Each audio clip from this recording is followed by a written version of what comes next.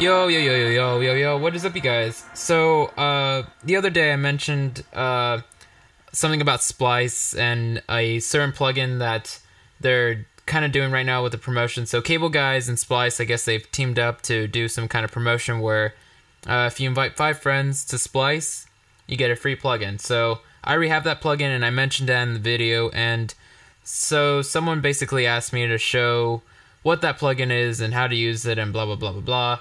So, yeah, I'll show you what that plugin is. It's called Volumeshaper 3, and it's just like Kickstart, but way more intricate. So basically, the same company makes this, Cableguys. I've had both of them for a while, but I like using Kickstart more just because it's simpler, and I quickly just set up the settings I like. So, I just use Kickstart because it's a little, it saves more CPU. It does the same basic things, whereas Volumeshaper 3 you can get a lot crazier with, and they're both very cheap plugins. This one's $15, I think this one's $20, and if you're really gonna spend money on one of these plugins, you might as well get this one because it does a lot more cool shit. So I also have Splice links left, I think. I'm not sure if I have any more Splice links, but there's a link for that down below. So join Splice and then invite 5 friends or whatever to Splice, and you get this, you get a little email after that, and you get this plugin and the license for it. So like I said, it's basically just a LFO shaper. So it's really cool. I like this because it does a lot of interesting things. Like, you can see the input and output down here, the left side, the right side. You can zoom in and out. So I kind of like this a lot. And to make new points, you just click on it.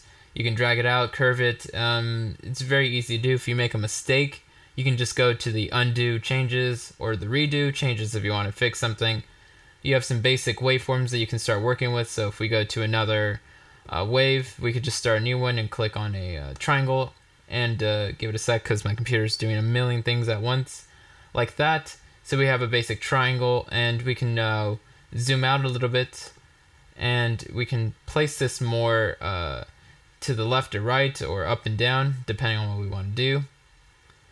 And let's just give it a few clicks. Like I said, my computer is just doing like 15 tasks at once. I just decided to do this video randomly. So there we go. Now we have it in the middle, and if we want to, oh, it's still going. Let's put it back. So one thing about this plugin is you can create multiple waves and all that, and the way to switch in between them is just by going to the LFO. I keep messing up, but we go to the LFO and we just select the wave that we want, and we can sync it to any of these rates, and we have more choices on like all this syncing stuff. So I just leave it on beat synced and 1/4, so that way it's kind of just matching up to what we're used to with 4 the floor patterns. So basically that's really it. It's a really simple plugin to use, but it's very intricate and it allows you to do a lot. So I like that you can switch which wave you're working on and things like that. And I don't know, I'll just show you a little demonstration of how I'm using it here. So I'll just play this bass part and I'll solo it with the kicks. Actually, I'll just start a new one. So let's just go right here. Let's set wave 3 to our LFO, and let's do this.